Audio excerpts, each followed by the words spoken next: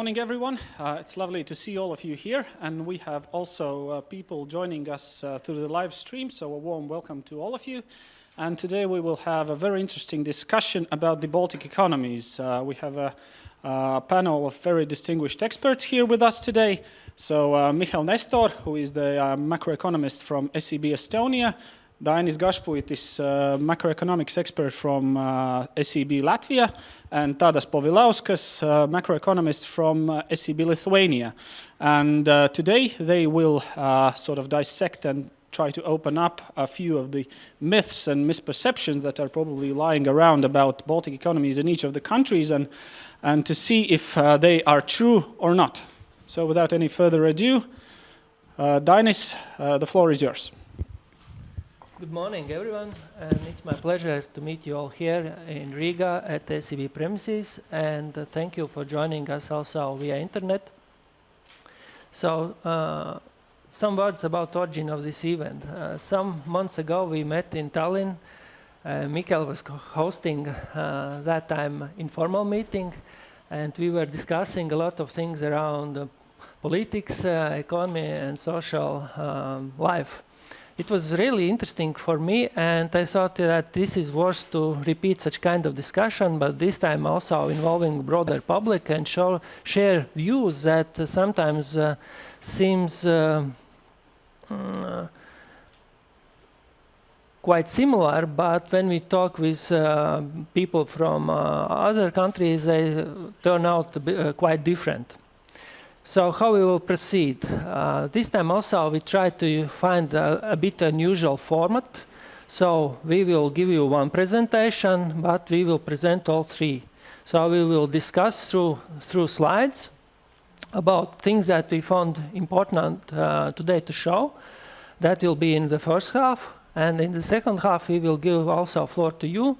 You will be able to give short comments and also raise questions. So here is our agenda.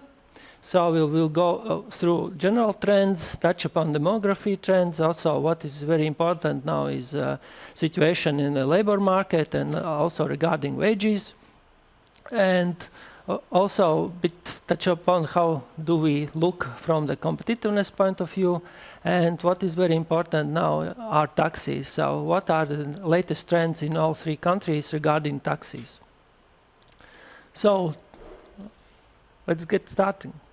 So general trends. So when we compare all three countries, we wanted to start with a look on GDP structure of all three countries. So the first conclusions that came up were that Estonians are IT specialists, so Latvians are real estate developers, but Lithuanians turned out best traders. So how do it looks from the Lithuania? So traders is quite large share in your GDP.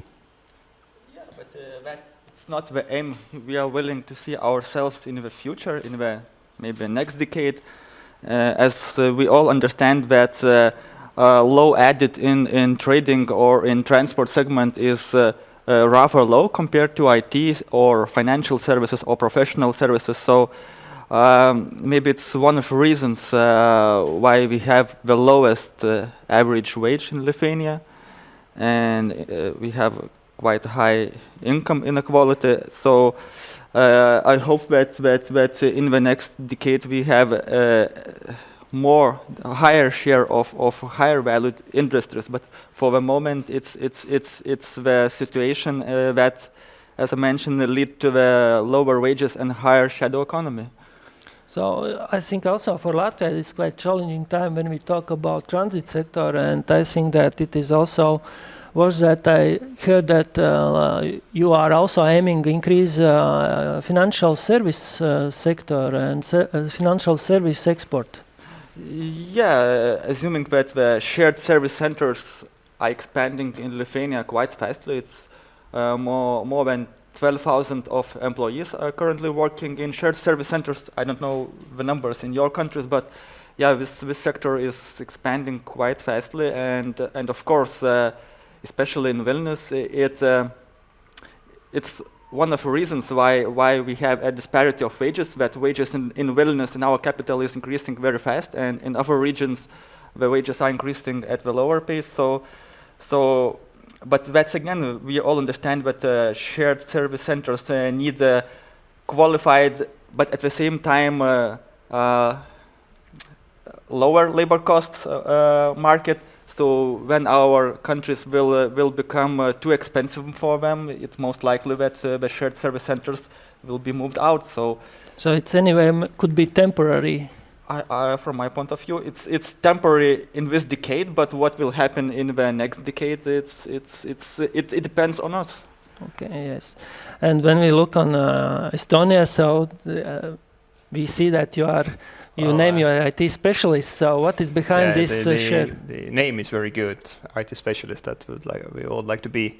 But actually, well, I think Estonian government has been doing quite good in this sense that they have had different commission tenders for the IT sector, which has helped to develop the sector in previous years. And now, as they have got better in their job, they also are able to, export their services outside of Estonia. But I think this is the way forward for all of the pre-Baltic countries. Yes, that's a thing that I also wanted to underline, that we are here in Latvia struggling to develop public IT services, and I think if we will manage it, it will also boost overall development of IT sector. But what we notice that also this manufacturing share of all three countries in Latvia is the smallest. So how do you see this trend may go? So from your point of view, so it will expand as we are focusing on exports, or will it decrease? The share of, I think, exports in GDP is the smallest in Latvia. So, but this is one of the reasons. But also, I think for a small country to be a large exporter of goods, this is difficult. I think the future lies in services, because to compete with Germany in terms of exporting high value-added goods, this is very difficult.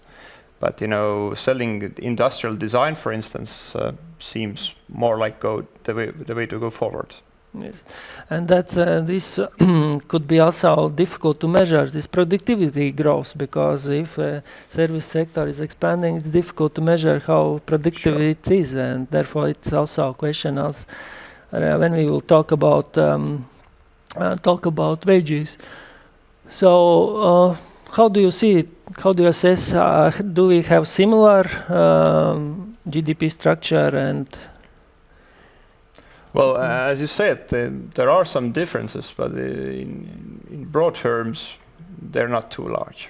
Yes, it's from my point of view is also that of course we have three different economies, but with a bit different, let's say, with some differences. The thing that we also want to show is that ECB calculations, that the main conclusion is that despite there are borders from economic point of view where we are very interdependent. So I would like to stress here GDP volume changes, and this is what that shows that our three countries are more interdependent than each of the country with the rest of the Europe. And especially when we talk about wages and unemployment, it means that all of those trends regarding wages and unemployment are very linked, and what is happening in one country sooner or later is also showing results or impacting also other economies. Maybe Dainis, a question to you, because we noticed that, let's say, in Lithuania, the economic features lag Estonia maybe 2 or 3 years. Did you notice such trend that Estonia is somewhere ahead in the economic trend, and we are following the Estonians? I think cycles? Yes. What we noticed that is at least 1.5 year Estonia is an economic cycle ahead of Latvia, and we will touch upon when we will talk about wages and this wage pressure, that especially that Estonia is talking about 2-3 years, and I think we are just arrived. So what is next? Then we also, when we look on all three countries, what is quite surprising, even when we see in our SEB surveys that Lithuanian business is always a bit more positive than other countries. And one question is also to you, Tadas, that when we see that there is investment drop in Latvia and Estonia, we see that investment in Lithuania is growing, so not very fast, but at least growing. No, of course, there is exemption in 2016, but anyway, in previous years, what is behind that? Is it mindset, or is it public policy, or? No, it was those investments in 2013 and 2015. It were mostly related with our energetic investments, our investments into North Balt electricity interconnection due to electricity transmission line with Poland.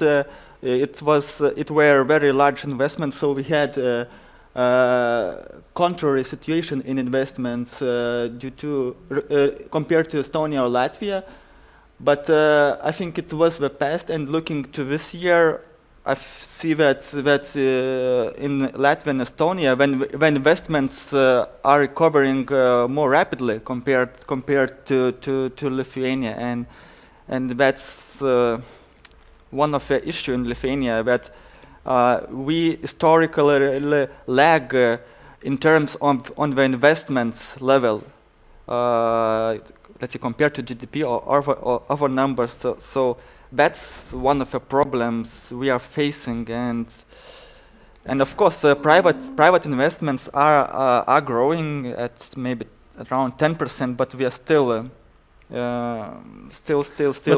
lagging here. But what we see in the first half of this year, that there is rapid rebound in investment. So in Latvia, at least, is that because of EU funds. So what is in Estonia also behind this rebound? The case is quite similar in Estonia too, because our private sector has been very active in doing investments for some time already. But actually, this was especially in the case in the construction sector. In the previous years, government tenders have had a huge role in this sector, and now, thanks to the EU funds, which have, the money has returned, the sector is booming. So, I think in the second quarter, Estonian public sector investments rose almost by 50%. So, and still, government is planning to build houses, or? Yeah, economists tend not to very much agree with them, because they think that. As our Minister of Economics, I think a few days ago, said that this money, it's nothing for the sector, which they intend to increase there. But for what purpose they are planning to build? So to rent out, or they want to build more municipal housing, especially in small towns, which already have very low real estate prices. So this is another reason why economists tend to be skeptical. So what we can agree on is that in the near term there will be a pickup in investment. So external factors also is boosting export that we see already in the first half of this year. So we can say that economic prospects are brightening. So what we see also that in economic sentiment, that is also increasing in all three countries. And I think it will also, I assume, get even brighter in coming 2-3 years. If you look at the macroeconomic environment, then in all of our main export countries, Eurozone, the economic climate is forecasted to be very, very good in the next couple of years. And as we all are relatively export-oriented countries, it is hard to do worse than the Europe is doing. So, but despite what we see, that despite this increasing sentiment, we see that overall forecasts are relatively modest, also for Lithuania and Estonia. And how would you comment this near-term future? I wouldn't name that the growth above 3% is modest growth, because we count that our potential GDP growth is maximum 3% for the longer term. So we are growing at the rate above potential GDP growth. So I would say that. But the main challenge is that the economy has potential to grow at 3%, but the expectations from society is much higher. But expectation from society mainly comes regarding other figures, average wages, prices, and so on, and other indicators. But I agree that the short-term outlook is positive, as mentioned, due to external economic factors, and I believe that the decisions from businesses they are cyclical, and when we are majority of businesses, I think, not investing when the times are bad or the times are not so good. They are starting investments, but the times are getting better. So I think that might increase the investments in the following 2 years. So much depends on the investments. If businesses invest, so economy will be growing quite fast. But I think it's the question to the Eurozone that we need the recovery of investments.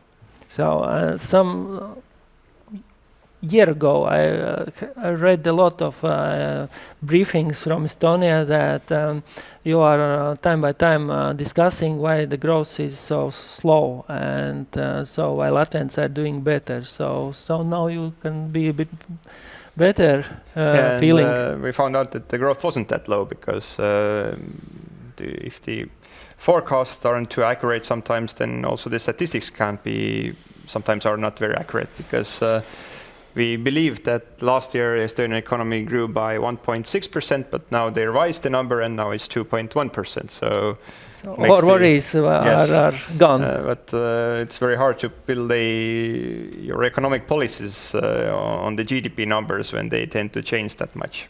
Okay. So the main question also what we have here is about living standards, when we will reach this EU average and how many years to go, and so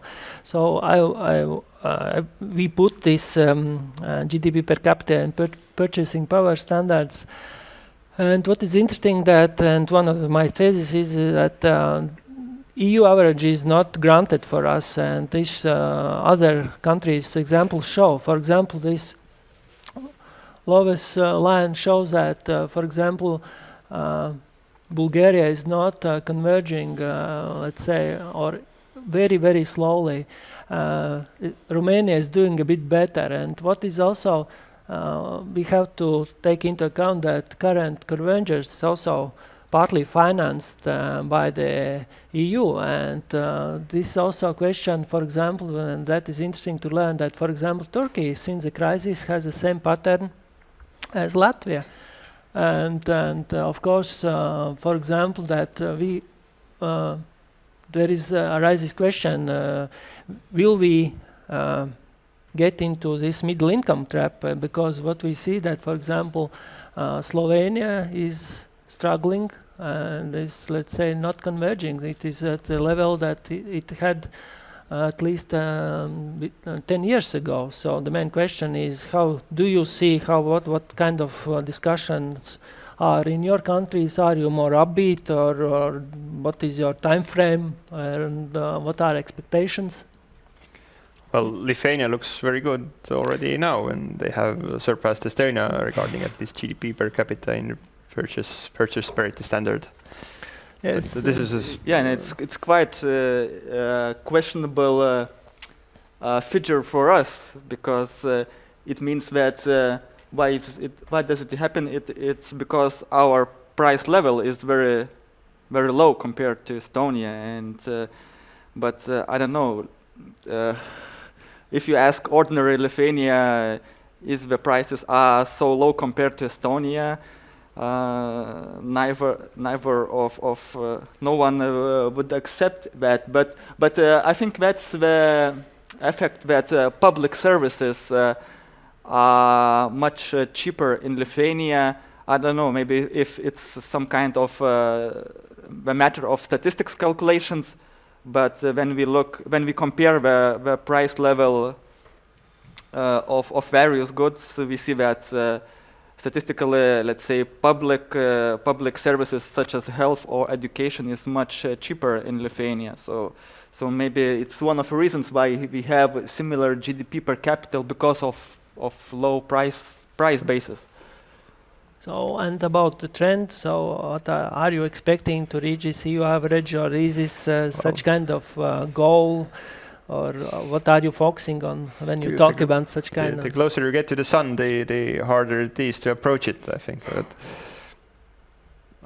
I think the perception in the society is that, yes, we will be there, and maybe not tomorrow, but in 10 to 15 years' time. But if you take the actual numbers, then I would be very happy to see this average level of EU when I'm in my...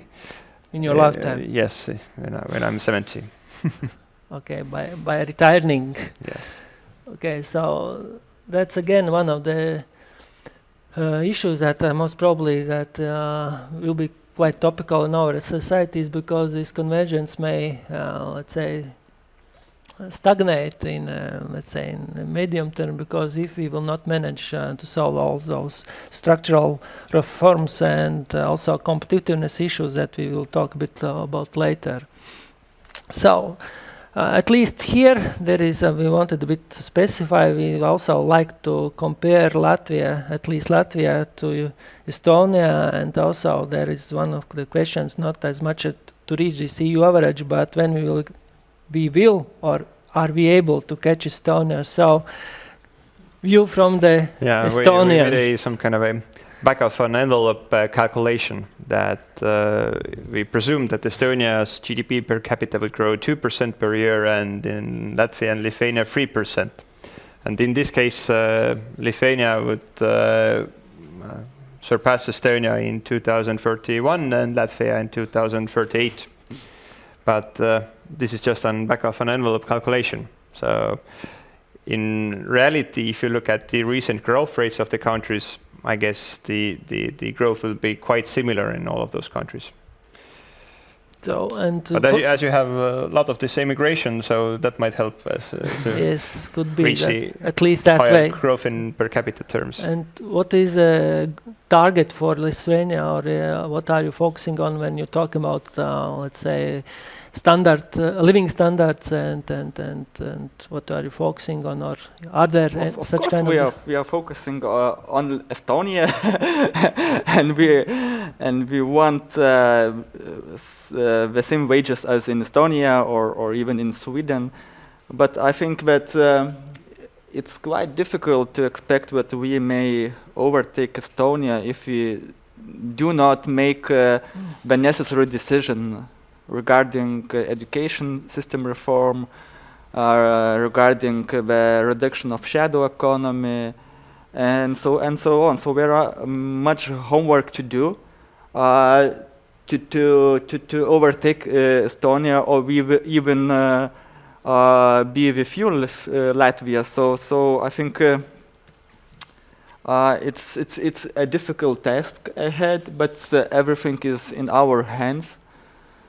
And I think it's mission possible to get closer to EU average, but so as the past, anyway, it will be but it's hard work. It's hard work and maybe a long-term vision. So the main question also is about inflation. So we get, at least society get used to very, let's say, low inflation, and now this acceleration in inflation is also, let's say, creating some kind of unrest in, at least in media, that prices are rising, but despite this, that our forecasts point regarding moderate inflation. So at least what I can say, that our forecasts are based on broader view, that our group sees that there will, at least for 2-3 years, there will be low inflation environment globally, and that's why we are expecting that also inflation in all 3 countries will be relatively low. Of course, the main question is how rapid, how fast inflation will be in the service sectors, Or what can you comment on regarding inflation forecasts? Yeah, I assume that the largest part of inflation increase comes from the increasing of average wages, and that naturally influences the price of services. But for example, in Lithuania, what we see that Phillips curve is working quite nicely, and we see that the drop of unemployment is naturally influencing the price level. And of course, I maybe one of the unknown factor, let's say, for the next and for the 2019 year is the administrative prices, because in Lithuania and Estonia, I think 1 percentage point of inflation came from higher excise duties for alcohol,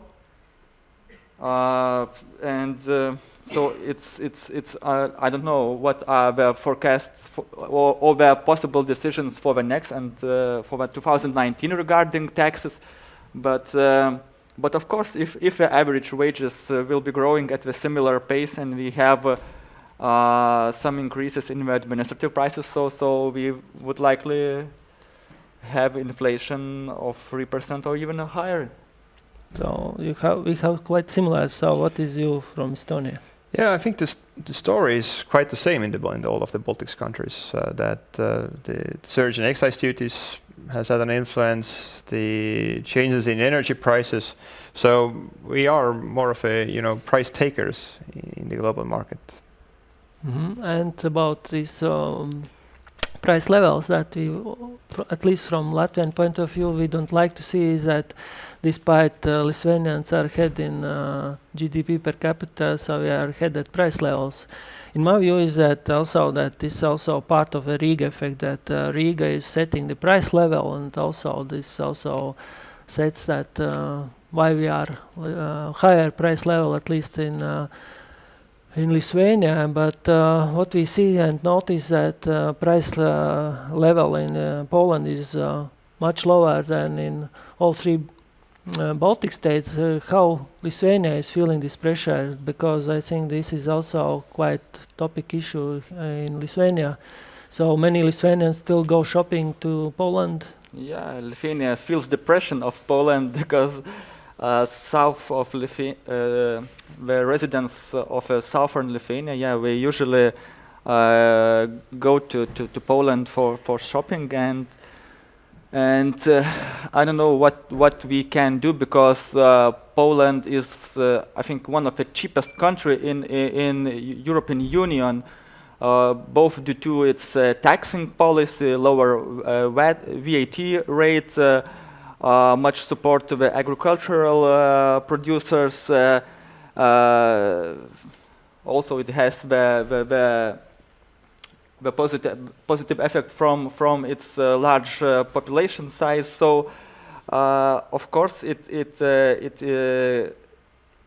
creates much competition in the retail market.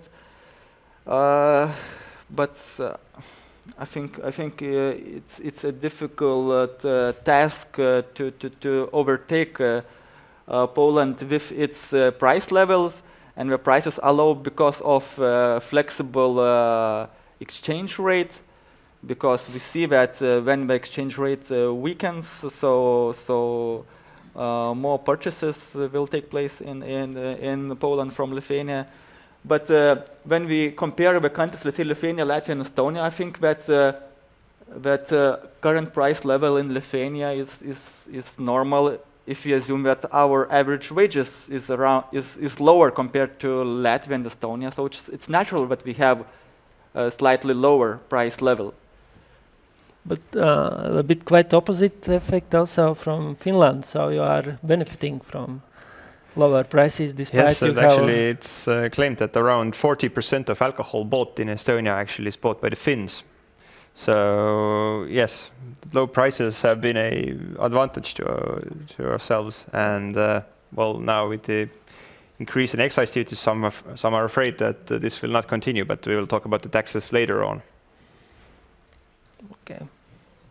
So let's move on. So, demography that we already touched upon, and we would like to start with the graphs that shows that these demographic problems are not solely seen in all three Baltic countries, but this is a problem for all Eastern Europe. But of course, we see also problems with demography also in Eastern Germany. So, but so yes, I think. The worst situation is not as much with this aging and negative birth rate, but with immigration. So yeah, and when you see that in Latvia or Lithuania we have lost around 20% of residents in the 15 years period, so it's a real problem. And let's see, one of unanswered question is why the emigration increased in Lithuania in the last 2 years when the economic situation was improving. So, what are the guesses? What are the reasons behind the guesses? Migration? There are several guesses. The first one, of course, we have still much lower wage compared to Western Europe. The second guess is that the families which established themselves, let's say in UK, they are inviting their relatives to come to the UK, and relatives, children, other family members to come to UK. We think also that Brexit had an temporary effect, that those people who wanted to emigrate, they were hurrying. Of course, some due to Brexit. Yeah, and but I still hope that these changes will be more positive in the following years. And I want to hear from Mihkel from Estonia. What are you doing that you have a positive migration balance? What is behind this? Well, what magic? Estonia has a luxury to be living very close to Finland, which is 80 kilometers by boat, which has a very similar language. So many of the Estonians who have emigrated, they might be working in Finland, but they come back for the weekend. So this is not a permanent immigration, but instead in Latvia and Lithuania, you don't have that kind of a country where it's very easy to go to. So you go to UK, which is further away, and well, I couldn't imagine living in London and coming back for every weekend to Riga, for instance. But could it be linked with the problems in Finnish economy, and yes, if situation now improves? This reversal in trend surely is related to the Finnish labor market. So Estonia's unemployment rate has been for some time much lower than it's in Finland.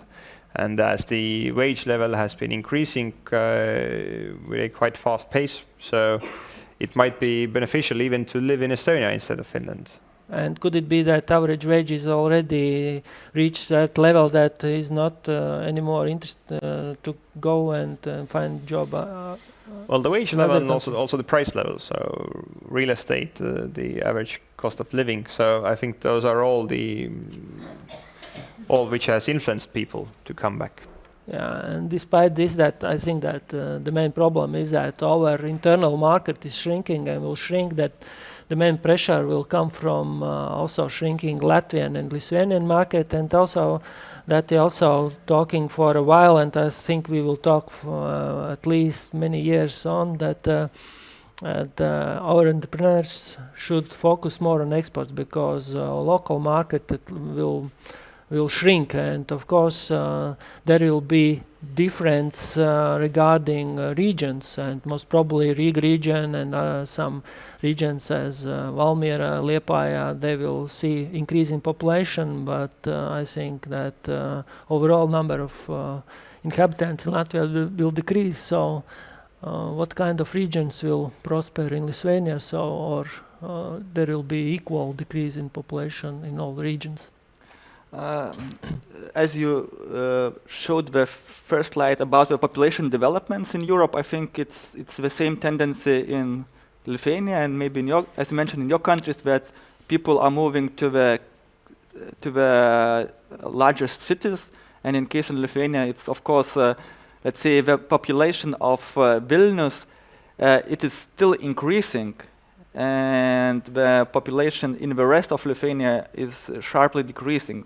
But I think it's, if current demographic trend remains and we still have a negative migration, I think it's just a question of time when Vilnius will also start losing its population. But at the moment, yeah, the situation is quite favorable for Vilnius, and people are still moving to our capital. So that's why we have a quite strong real estate market and so on and so on. But I think it's a question of time. But I have a very hypothetical question to you. But let's say that Brexit process will end up in terms that it's impossible for EU citizens to move there anymore. So what do you think? Will this end the immigration process in Latvia or Lithuania, or those people instead turn to another country, for instance, Germany?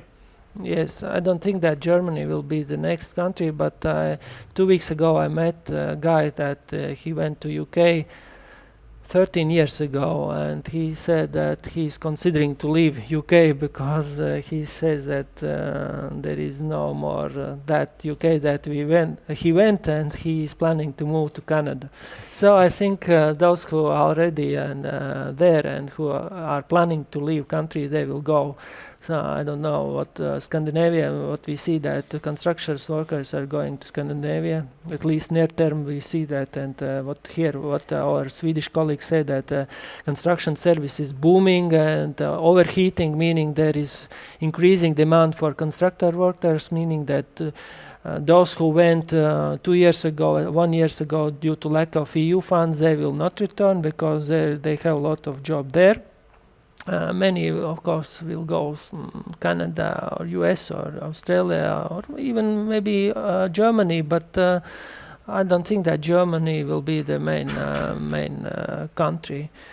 But one thing I wanted to also ask is, we also like to, at least in different kind of discussions, to blame country and politicians when people are leaving country. Is the same in Lithuania? So, and could you comment, is this that you are better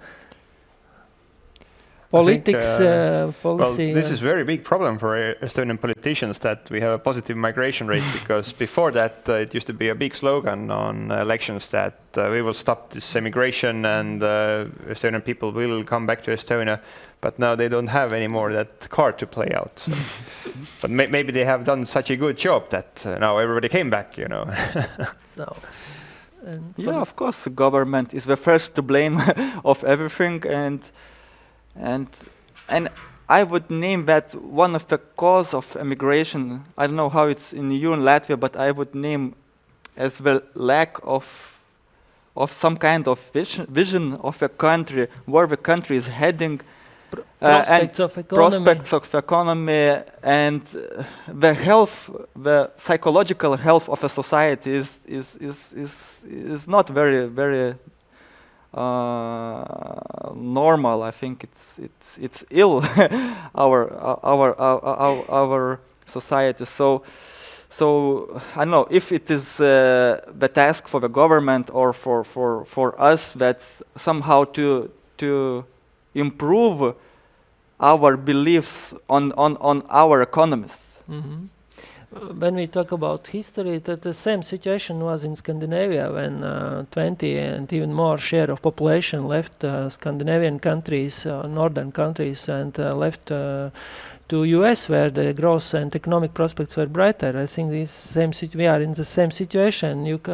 There is no huge hurdles to leave the country, but economic prospects in other countries are better than in our countries. Also, I think this is also part of the historical process that most probably we cannot stop mechanically, that we just need to go through it. So now about labor markets. So one thing is that we know for sure that unemployment slowly but decrease further, because at least we are talking that there is already this natural level of unemployment. But what we see that this is quite different picture in Estonia, that we see that unemployment is increasing. So what's wrong with Estonia? Well, in recent years, Estonia has been ahead of Latvia and Lithuania in those terms, that we've had much lower unemployment level. But some might say that we have had such as you could call it a hidden unemployment. So in Estonia, there are around 100,000 people who have received some kind of a disability pension. So usually there are people who have done physical work and now there is something wrong with their health. They are not able to do that same job. They live in some remote area of Estonia outside of the capital where it's very hard to find another workplace. So instead, they have been given this disability pension. But now the government is pursuing a large reform called a workability reform, which will try to bring at least some of those people back to the labor market. But as it's very hard, to get people from remote areas who are used to physical work into the service sector, for instance, then at least in the beginning of that reform, we will have some temporary increase in unemployment rates. So it will have an influence on the labor force survey, which Statistics Office is conducting. But how do you assess, is this positively this reform, and what are the perception? At the moment, it is for Estonian companies very hard to find available workers. So yes, we have to use every source we can, and this cannot be considered to be normal that we have 100,000 people who receive this disability pension, which is very low, and they're not able to fulfill their dreams in the labor market. At least part-time job. Yes, it has drawn lots of criticism, but I think the goals of the reform are right.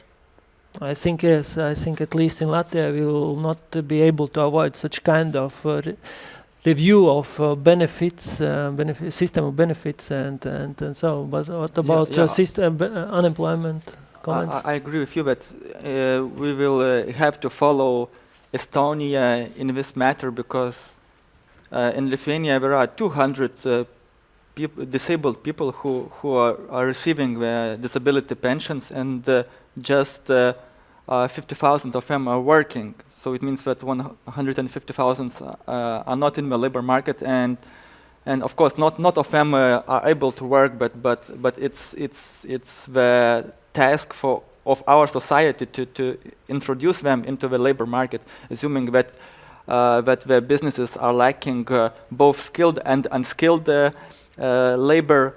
So personally, I think that the question of immigration of the persons from the third country, meaning from Ukraine or Belarus, is really a very close future for us. So, but you said that already there are already Ukrainians coming to specific sectors. Yeah, of course.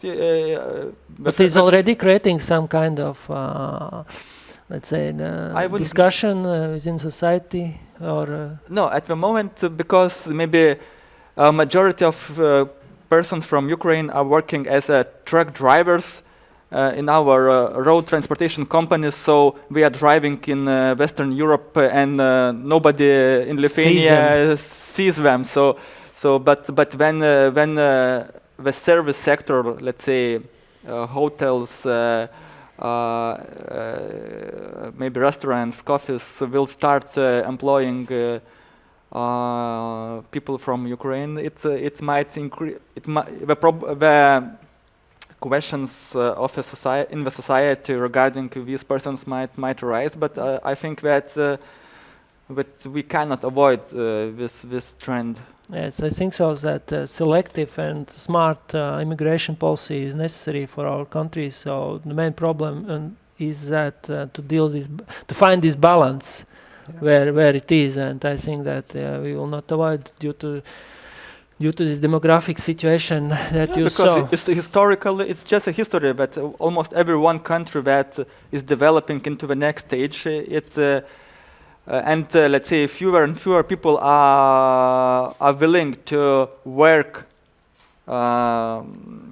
work at for the small wages. So you need to increase immigration. So yes, and you at can balanced ways. Yes, you can compare the wages, and one of the things and one of the theses that I want to say that most probably this 1,000 euros net is enough to stop immigration. So with this kind of growth, we can be there within 3 years. So it may be the time when immigration can stop. And what are your views on that? And Mihkel, especially one question is that how you are dealing and how business is dealing with this increasing wage pressure that I already mentioned, that you are talking about at least 2-3 years. So what are the consequences and what are the cure? Are you taking or not taking, or what are you? Well, this really has been discussed a lot in Estonia, that as in recent years the profits of the business sector have not grown or even decreased, or the growth has been very small, then the wage growth has been quite large. And this has happened thanks to the fact that some companies have postponed their investments or decreased their expectations for profits. But now, with the higher economic growth, we have seen also that the business sector profits are again getting back to the normal levels. So there at is the moment some kind of relief. No, it has really happened now. So the situation isn't that critical as it used to be. But I guess, well, companies, they tend to complain, but at the time when we have a unemployment level of 6%, this is a very good time to have this wage pressure, because this is also a trigger for the companies to try to create more value. Yes, and we already touched upon that overall situation in Europe, that despite when we focus on EU, that we can say that cheapest labor force is, at least Lithuania, when we see in the Baltic comparison, but also, let's say, even Estonia is not the most expensive labor force. Yeah. Well, I think all of our countries have way forward to develop in terms of wages.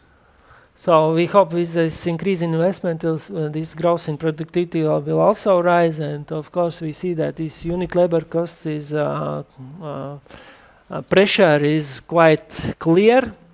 So then we come to the question of competitiveness, and this competitiveness is also that thing that we will need to solve. And of course that is very valuable to see and hear how Estonians are doing, as we also notice that not always, but almost always, they are ahead of us. So, Mihkel. Yeah, we discussed how to talk about competitiveness, so it wouldn't be just in pure economic terms, but also to take into account the social development of a country. So here we're actually using this competitiveness ranking, which is compiled by the World Economic Forum, so which takes into account a huge number of different indicators. So, and we highlighted just few of them, where maybe the differences are the biggest ones. So, for instance, Estonia is far before Latvia and Lithuania in terms of the quality of institutions. And when I was checking those sub-indicators there, well, one of the things is that Estonians tend to trust their institutions a lot more. I don't know what might be the reason why, for instance, Latvians don't trust their institutions. It's of course complicated answer, but it's all related with this political trends, and also with this trust in police, trust in judicial system, and also it's all forming that their overall trust in institutions is quite low. Of course, we are increasing efforts to improve, but of course these improvements are not as fast as we would like to see. And maybe I would add that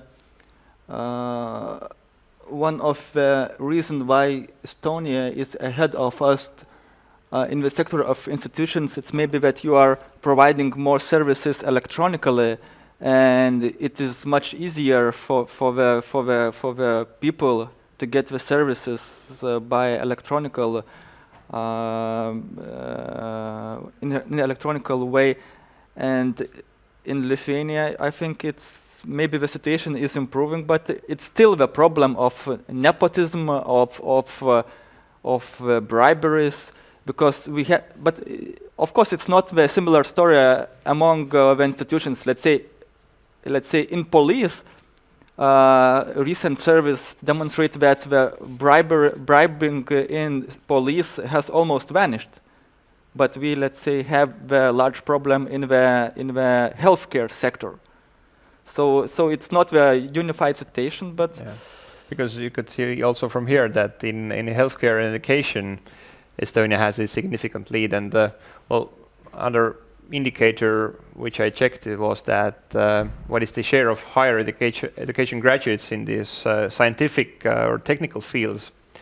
And this is, I think, one of those competitive advantages nowadays. A country wants to have a large pool of people with a degree in engineering or IT and so on.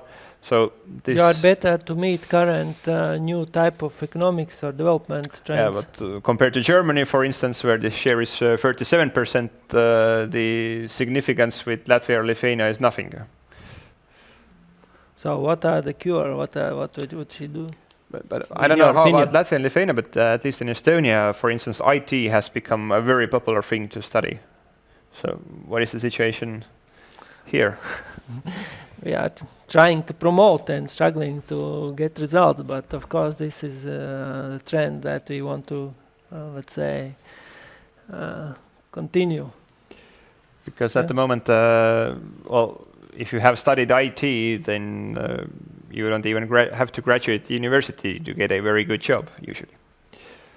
Well, and another thing I wanted to maybe discuss a bit is this last ones, the business sophistication and the innovation. So another indicator which tells a story is this spending on research and development in our countries per inhabitant. So it seemed especially low in Latvia, but is this the case that you don't have companies don't want to spend money on R&D, or what is the company's profile that much different that they don't need to spend the money on R&D? This is a very good question, and that's an issue that I want to raise also when we are talking about surveys that we are carrying out, for example, SEB, and we see that the share of companies, even middle and small enterprises, and also these larger companies, the share, those who want to innovate is constantly lower when we compare with Lithuania and Estonia. So even our surveys show that we are still not, let's say, evaluating this, that we need to spend more on research and development, on innovation. Another thing could be also the share of FDI and share of large companies, because what we know and that easier to invest in research and development are for larger companies, and we see that Estonia is doing better attracting FDI, and Lithuania, of course, have more bigger companies, and therefore could be this explained this graph. But of course, when we compare this EU, it means that we need to think how to increase this spending, because without it I don't think that there is future, at least reach ambitions to get this EU average, because this is the EU average when we talk about living standards.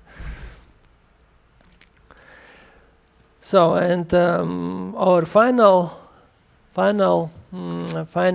story is about taxes. It's a bit. I thought it could be quite boring, but when we gathered information, at least from Estonia and Lithuania, and put together, it was really interesting to see how, at least this how our reform looks like. So to be sure that we are introducing a progressive tax income system. In reality, I would say this is relatively flat. And also we are trying to replicate Estonian system with zero tax rate on reinvested profits and rising tax rate for dividends to 20%. So that's in short, and I would like to give a view what is Estonia planning, and then we will hear what is Lithuania is planning, and then we can compare how does our system looks like on the comparing in that comparison. Well, I think the most discussed reform in Estonia right now is this huge surge in tax-exempt minimum to 500 euros from 180 right now. But it will just not be for as 500 euros, but it will be diminishing in time. Sorry, not in time, but with incomes. So the higher your income, the lower the tax-exempt minimum, and for very high wages, actually, next year they will start. They will lose some money on taxes from that. So the progressivity is there. So you are implementing like more a progressive tax-exempt minimum, but at the same time, in Estonian politics, having a progressive income tax has been really a taboo. So nobody dares to actually promise a progressive income tax because this is considered to be too socialist, let's say. So this is one of the big changes. And also, well, Estonia has been a bit different from many countries that we tax corporate profits not when they are earned, but when they are distributed. And as the rate of 20% has been quite high compared to many other countries, then many companies sit on a pile of money, which was very good maybe on times of crisis, but now the government thinks that maybe it would be better if they could get some tax returns from there earlier, and also some companies try to be creative, moving out this money from the company without paying out dividends.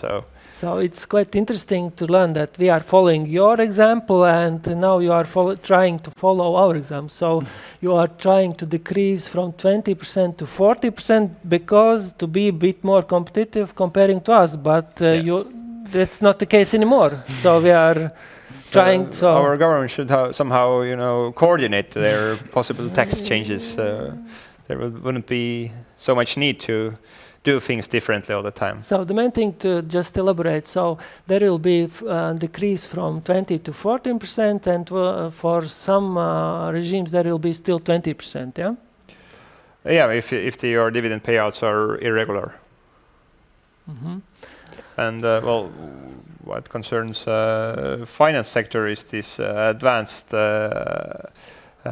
taxation. So finance sector will be taxed already for earned profits, but sorry, there's my mistake on the slide. That's actually 14% then the rate.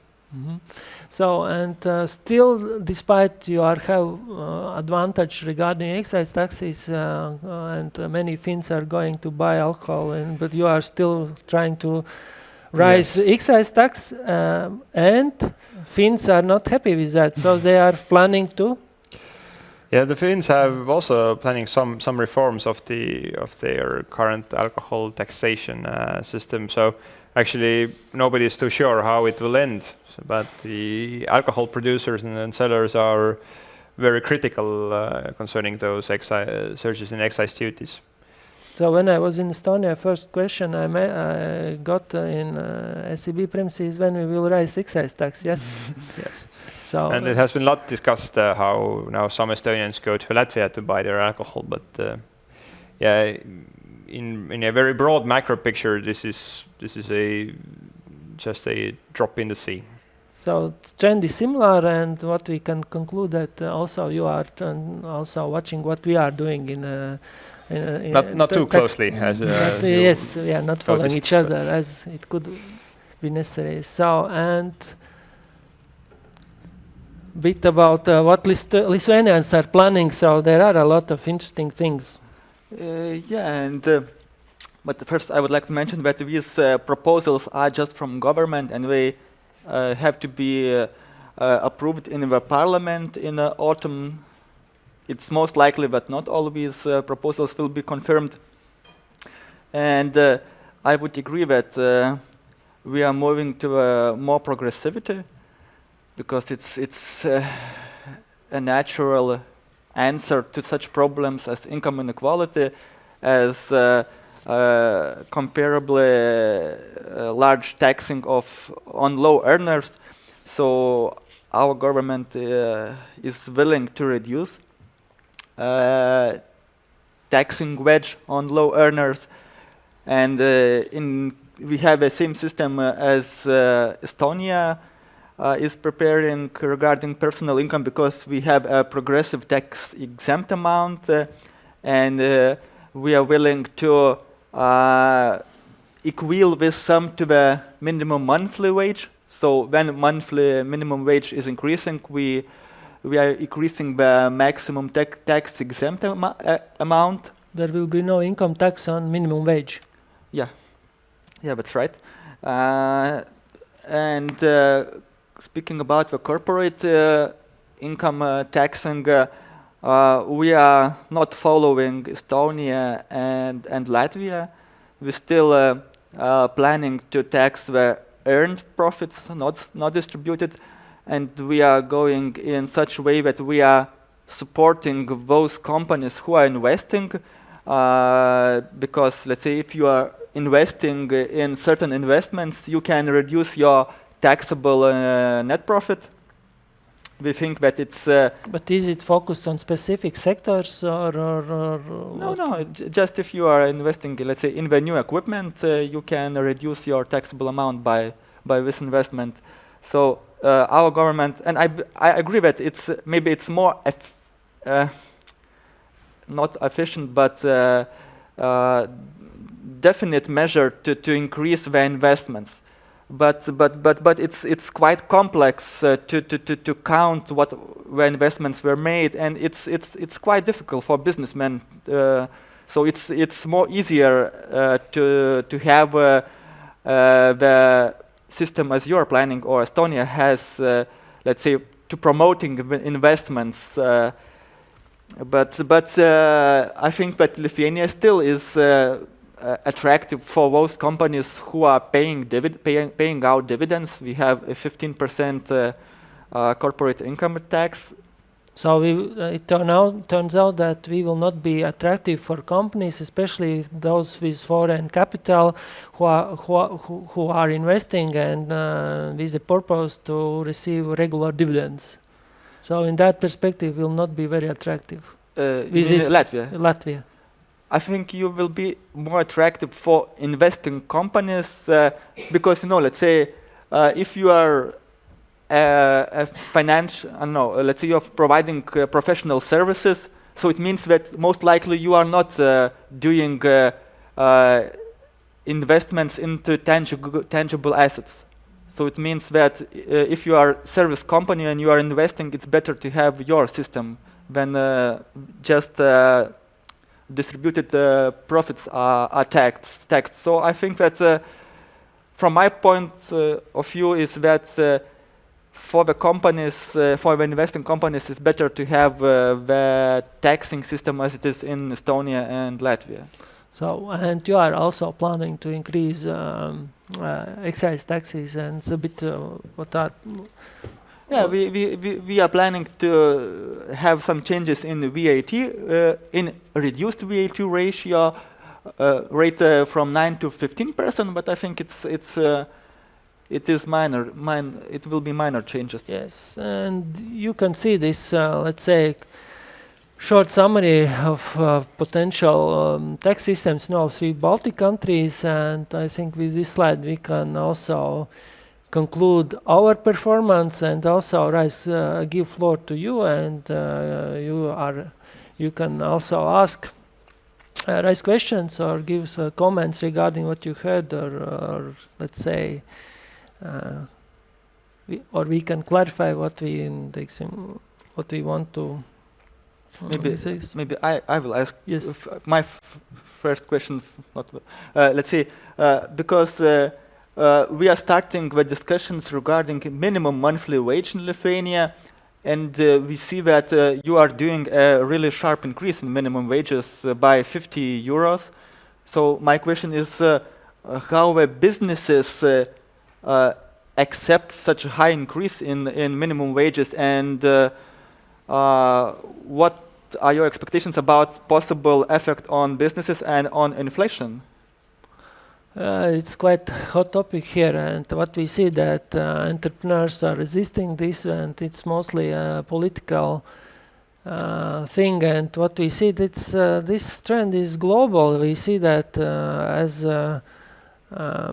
wage growth is relatively slow, that government steps in and tries to increase at least minimum wage, and somehow trying with administrative instruments push up wages. I think that is also such a rapid increase in minimum wage is not very, let's say, healthy, at least in regions where this average wage is already very low. For example, for Riga it could be even a bit higher, but for regions it's already quite high. So questions maybe from the audience? Yes? Economist. I have a question about Lithuanian tax reform. It says that tax-exempt amount for dependents will be cancelled, and it will be, I understand, replaced with child allowances. Is that correct? Yeah, because we have a tax amount of 200 per child. So it means that if it is 15% PIT rate, so you can get 30 euros per child. So the change would be that the state would directly pay 30 euros child allowance sum. So it's a 0-0 game, but it's better for those families who are, let's say, the parents are not working. So if you are not working, you cannot use the tax amount. So it's some measure to help the to decrease inequality. Yeah, to decrease inequality. But also they will increase this allowance by having third child. Yeah, the benefit would be a little bit higher if you have a third child and if your incomes are below the minimum level. So I think also this we will have to deal with at least what we see that regarding current tax system, these problems are not solved. So I think we will also adjust our tax system, at least taking into account the examples what we can take, in my opinion. Yep. Yeah, exactly. If you want to solve social inequality, I think tax system alone does not provide all the answers. Yes. So, what Lithuanians are doing is the right. Right. But I think that 30 euros, I think this sum will naturally increase because it's really a poor sum. Maybe just as an encouragement that you can ask also questions not about tax system, but yes, about all the topics we've discussed before. And beyond it. And beyond it. Yeah. Yep. I recently saw numbers that in the housing market, new apartments built in, for example, Riga, Vilnius, and Tallinn, the numbers are quite different. And while Riga is the most populated city, the number of new apartments in Riga is the smallest one. And so my question for you is, what, in your opinion, are the drivers for this? And do you expect that in the next few years the situation will change? You know, this whole construction industry and optimistic views of population on economy. In case of Estonia, I think one of the reasons the numbers are higher in Estonia is that our labor market has in previous years been performing better. So might be that the confidence has been higher and this has been driving the market. And well, just before the event we were discussing the trends in population. So if in the end of the 80s the number of children born was the highest in Estonia, around 25,000, then in I think in 1994 it was already 12,000. So now those large generations are getting 30 or about that, so they are now buying their first apartments. So I think today and in a few years' time, this is the best time in the real estate market. But after that, nobody knows. For constructors best and for lenders, because afterwards demand may decrease. Yes. I would say that similar situation as Michael told about the demographics happen in Lithuania, because we have a peak of around 30 years age population which are buying the first flat. And of course, what we are noticing that, especially in Vilnius, there is quite a sharp increase in the average wages among the persons with age of 25 to 35. So both the two with shared service centers, so they are earning more, and they can afford to buy a new apartment. So yeah, we saw that especially, I think that last year it was a peak for the new apartments deals. This year the numbers are slightly lower, but we still have really pretty good numbers for the new apartments buildings and transactions. And looking forward, I would say that. But is it true that 80% of activity is in Vilnius region? Yeah, of course. And what we are maybe noticing that more and more persons are buying the second flat for the renting out. But what is it positive that contrary to pre-crisis times, majority of such purchases of second flat is done from own money, not from the loans, and it's counted that 1/3 of the new apartments are bought for the investments and for the renting, because there is still a lack for the apartments to rent in Vilnius. So there, and also this number of inhabitants is rising rapidly. So demand is quite hot, and it's a bit different from Riga, where this, at least for the last year, this number of population is only stabilizing. And of course, Riga neighborhoods are booming, but I think it's. And once another trend, I know maybe it's similar in Tallinn or Riga, is that temporary rent, let's say through an Airbnb and Booking.com is getting more and more popular, and people buying an apartment and renting it out for the short-term rent for the tourists, because the number of tourists to Vilnius is increasing at rather nice pace. So it's still an attractive investment idea. Yeah, but as you said, probably the decline in population will also one time be in Vilnius. So it could be. It's not. Of course. I think that this growth will stop, or I think that the peak in the new apartments transaction, it was last year. I think this year we will have lower numbers, and most likely that next year. But if the it won't be a historical record year, but it will be more or less normal years. So if these numbers are the lowest, so it reflects lower confidence of the population in general? We see that, yes, this confidence is, despite affordability, has risen a lot. Even comparing pre-crisis levels, we see that this confidence is still very low. And we see also that currently this autumn program is the main driver of demand, meaning that there is also, comparing to Estonia, where households are a bit richer with their deposits, our households do not have such savings. And I think it's also, slowing down. And another is that, of course, you saw in the first graph that we are still focused a lot on real estate market. It was before crisis, and still this because can be explained by this sharp drop in GDP numbers, and therefore I think this crisis effect is still can be felt, because I think we are temporarily just coming out from this.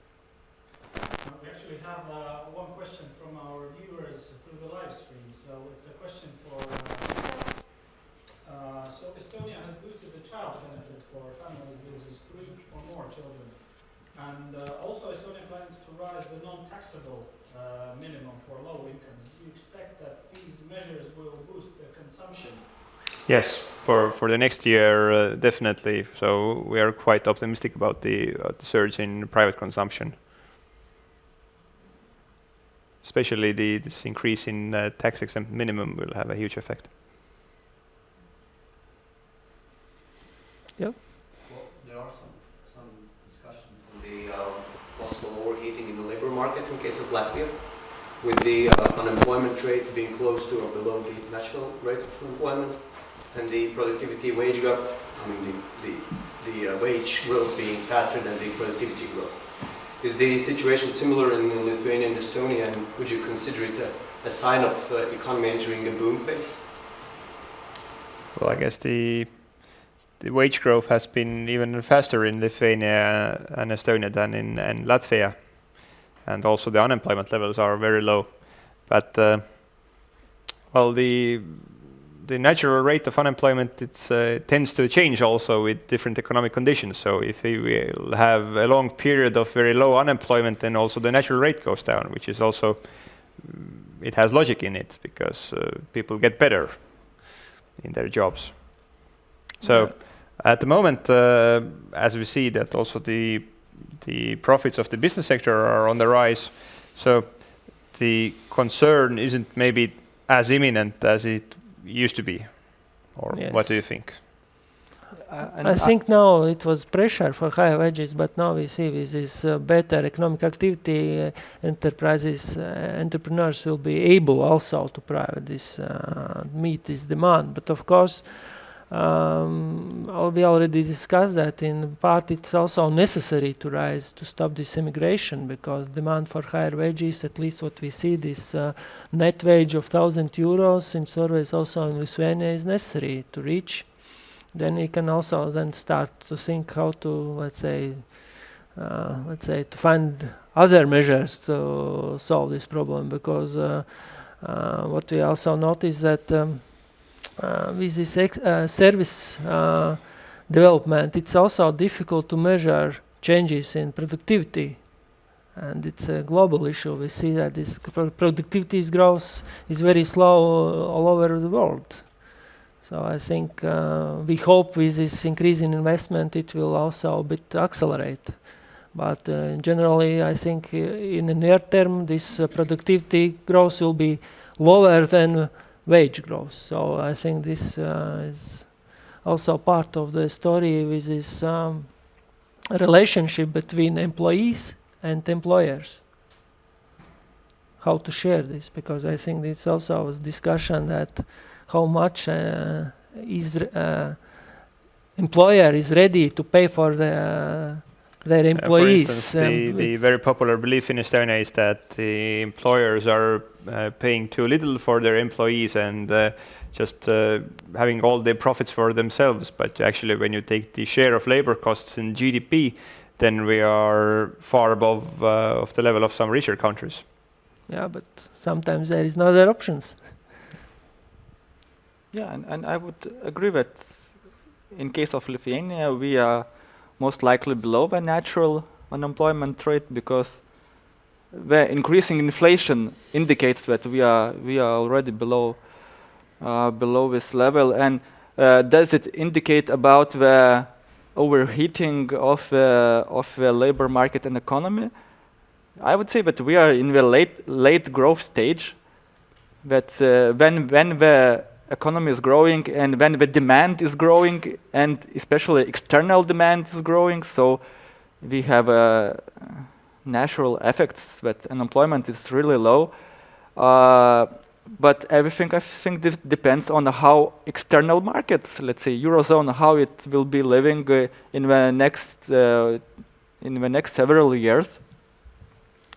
And I would say that productivity again it is cyclical feature. Let's say I think that when we see that Estonia is growing at 5.5% of GDP, so its productivity most likely improved by 7% maybe. So when you see that the productivity growth is almost equal with average wages, so that's again we may see that the productivity will also increase this and next year, and both due to investments. But I think. Regarding Lithuania, I think almost every business now understand that.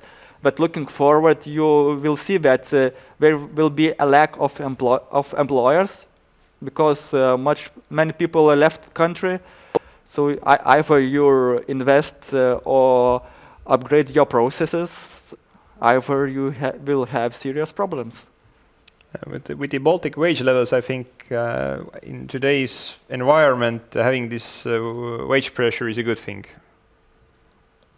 Yeah, and maybe it's how to say it's also it's destructive, but it's at the same time constructive because it's. Well, some sectors need to close their doors because they're not competitive enough. Yeah, as I read that some foreign companies are leaving country because of too high wages. Yeah, in the beginning of the last year, there was a story that one large company who produced different cables said that they will close their manufacturing operations in Estonia, but their sales team, for instance, who's selling to Brazil and such exotic countries stayed in Estonia, for instance. And this is, I think, a very natural way in this economic development. So those low-paying manufacturing jobs have to leave to raise our living standards. But I repeat my first sentence that we are lagging Estonia by several years because that company moved the plant to Lithuania. I didn't want to mention that, you know. Yeah, but it's true. Yep. If we go deeper into this discussion about wages, then okay, I understand that the general concern is not that big, but if we look at different industries, we know about in Latvia this is construction industry in the next few years. Do you see some particular industries where this could be a problem within the next few years, this wage increase?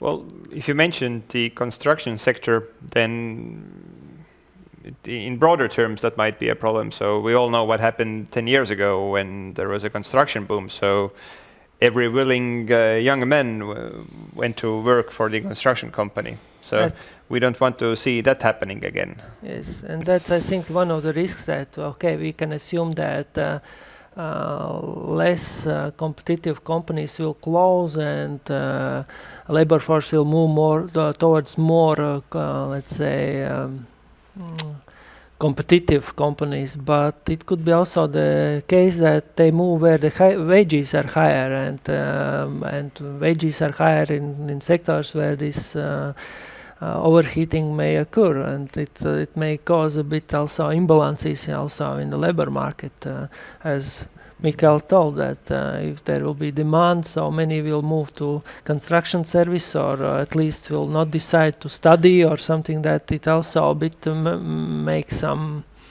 risks that this outcome may not be as good as we want now. Because it seems that the demand in the construction sector will be huge in coming years, and if the wages go up, this is a very good trigger for people to move, for instance, from exporting companies to the construction companies, which in terms of long-term growth isn't that good.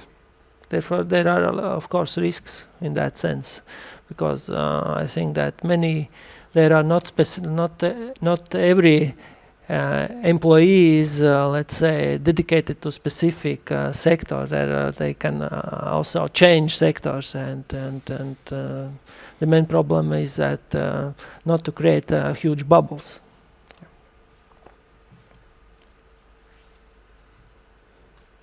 No, any other questions?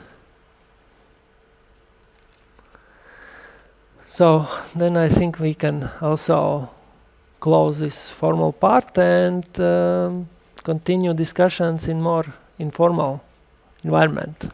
Thank you for being with us in our discussion. I think that we learned a lot from all three countries and found what is similar and differences. And if there are questions, then you also find on our website this presentation, and in the end there are our emails, and then you can email us and we will answer or clarify our answers. Thank you. Thank you.